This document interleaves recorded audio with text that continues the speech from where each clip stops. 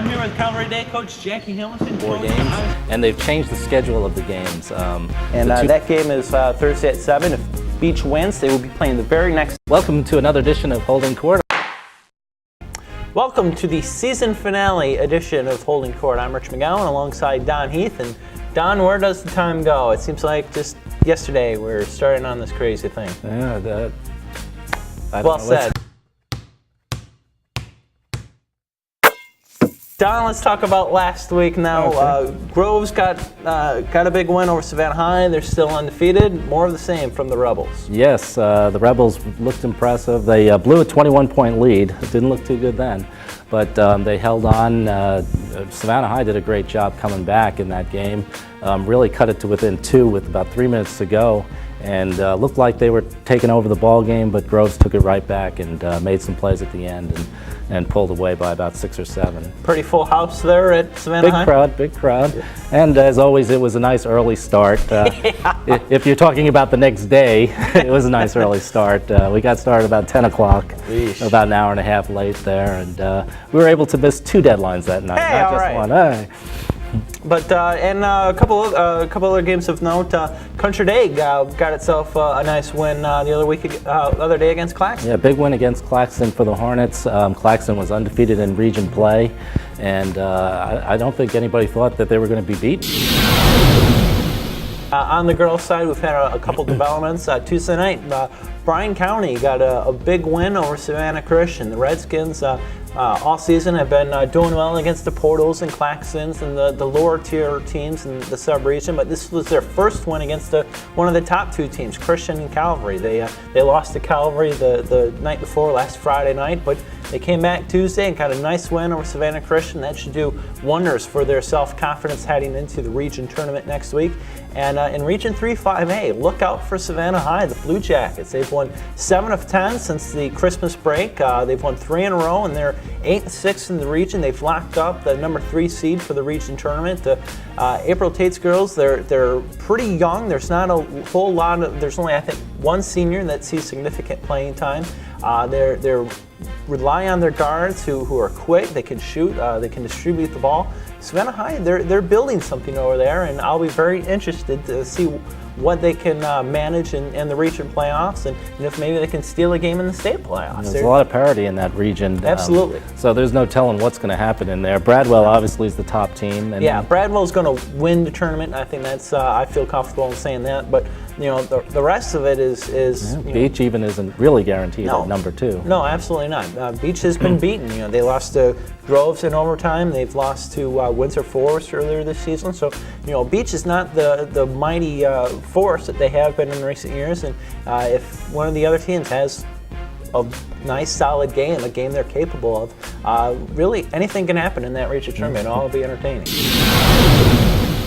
On the note of region tournaments, now we've talked about the girls' Region 3 5A tournament. What are you expecting in the boys? It's kind of like the girls where it's Groves and everybody else. Right, yeah, I don't really see anybody beating Groves, but then everything else is up for grabs. In fact, to tell you the truth, Camden County, which is the 8th seed, is playing on their home court. And they've added some football players to their team, so apparently they're much tougher now. I don't think you're allowed to tackle, though. I mean, have you ever seen Camden's football team? That's right. That's how good they are. They just beat Savannah High by 12 points the other night. Well, so home court and a couple football players. Whatever. I'm not sure what can happen with that, but. Groves appears to be the best team in that region tournament. I'll be in Metter for the single A tournament. What do you expect out of that? Is it going to be Claxton? Is it going to be somebody from the other half of the sub-region? What do you see from the boys tournament there? Well, Claxton, again, appears to be the cream of the crop. I think they're ranked 5th in the state. But certainly not invincible, as Country Day showed us. No, and remember last year we thought that all the talent was on the other side, and Country Day, Calvary, and who else was? Christian was. Savannah Christian was in there as well. all came up with big wins. Remember, Metter was I think, number 2 or second something like in that. the state, and they got knocked off in the first round. by Country Day. Yeah, it was a fantastic performance by David Torreya. That's right. Who had just a monstrous tournament. It was fantastic. On the girls' side, it should be entertaining. Calvary Day, number 2 in the state, they're obviously going to be looked at as the favorite. But over on the other sub-region, ECI comes in. I believe they may be undefeated. If not, just a small handful of losses. The other sub-region, though, the talent necessarily isn't as deep as it is over here in the East. They don't really have a second-tier team such as Savannah Christian or Bryan County. So it'll be real interesting to see how ECI does should they face Calvary Day in a close game. I'm really looking forward to that, but you can't dismiss Savannah Christian or Bryan County. Solid teams with good players. It'll be an entertaining few days in Metter. I'm looking forward to it. In 2A, though, we've got a little bit of a drama with Benedictine. 2AA, yeah. Benedictine right now, if they can win their game on Friday night, would own the rights to host the region tournament. Here in Savannah, there's some people out on the outlying areas that are protesting this. They have a long drive. And that's right. Well, the official stance is that some schools within the region are questioning Benedictine's facilities, the size of the gym, the locker rooms, questioning whether or not it's capable of hosting the region tournament. Benedictine doesn't see any merit in those arguments, and it's Benedictine's stance that they just don't want to drive through Savannah. The region is holding a impromptu meeting later on this week, and be sure to check back into the newspaper, and we'll have the latest. We'll let you know exactly how that shakes out. But either way, Don, I think Friday BC is going to be a fantastic atmosphere for the Benedictine McIntosh County game. It's really a big game for Benedictine. They haven't won.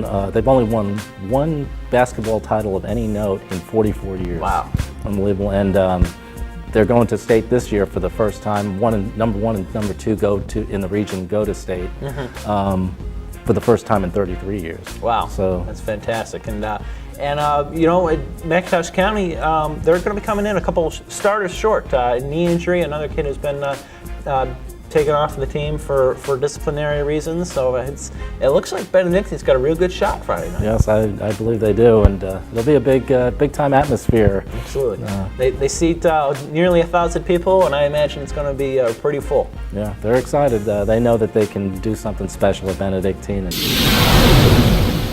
Also special has been this season of Holding Court. Don, thanks so much. Appreciate it, and thank you for watching us every week as we ramble on and make fun of each other. We really do appreciate it. Thanks so much, and we'll see you next season.